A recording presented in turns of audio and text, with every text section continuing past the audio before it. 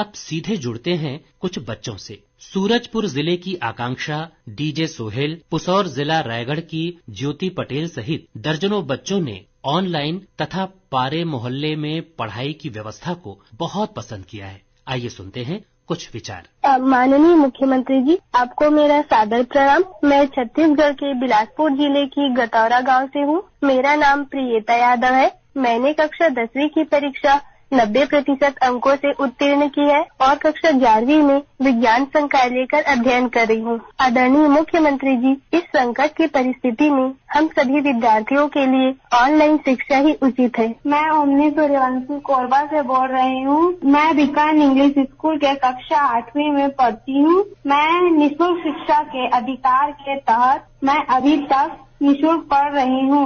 आज की सरकार द्वारा 2018 में घोषणा पत्र में बालिकाओं को 12वीं तक निःशुल्क पढ़ाने के लिए घोषणा किए हैं, तो 9वीं कक्षा से मुझे निःशुल्क शिक्षा प्राप्त होगा कि नहीं, क्योंकि मेरे माता पिता जी गरीब हैं। मैं आगे पढ़ना चाहती हूँ। सर नमस्ते, मैं भूमिका सोनी। मेरे पिताजी श्री डाकेश्वर सोनी, हम सोनारपारा विकास खंड गिदम, जिला दक्षिण बस्तर, दंतेवाड़ा की निवासी हूँ। अध्ययन अध्यापन की प्रक्रिया ऑनलाइन ऑफलाइन पढ़ाई तुहर द्वार ज्ञान गंगा सर्वर के माध्यम से सुचारू रूप से चल रही है। माननीय मुख्यमंत्री जी प्रणाम। राजनांदगांव से मैं जयश्री ठाकुर कक्षा 9वीं हिंदी मीडियम की छात्रा हूँ। मैंने गायत्री विद्या मंदिर राजनांदगांव से 9वीं पास की हूँ।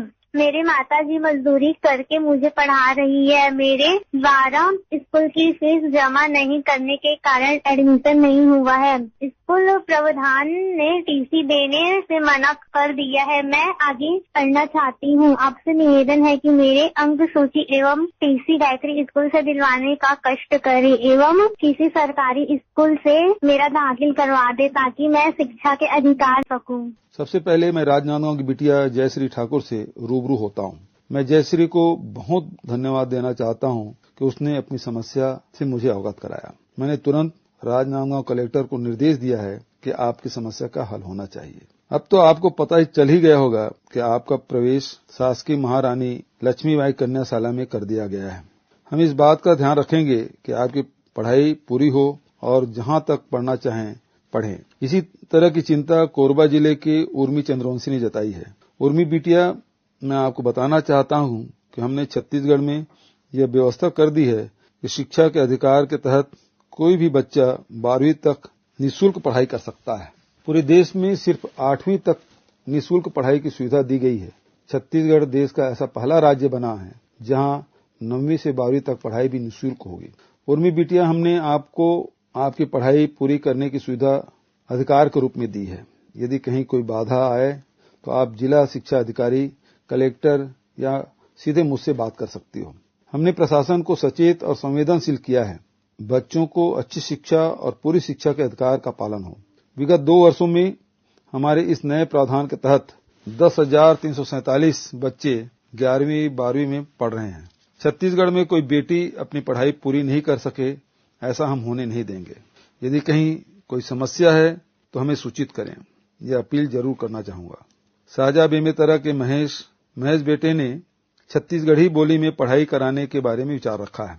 मुझे खुशी है कि हमारी नई पीढ़ी अपनी स्थानीय बोली भाषा और संस्कृति के प्रति काफी जागरूक हो रही है। मैं बताना चाहता हूं कि इस साल हमने छत्तीसगढ़ी सहित 20 बोली भाषाओं में किताबें प्रकाशित कराई है ताकि जो बच्चे अपनी स्थानीय बोली भाषा में शिक्षा शुरू करना चाहते हों उन्हें यह सुविधा मिल सके। इसके अलावा हमने उड़िया और बंगाली में भी किताबें छपवाई है ताकि जिन बसाहटों में उड़िया और बंगाली बच्चे हैं उन्हें अपनी बोली भाषा में पढ़ाई की सुविधा मिल सके।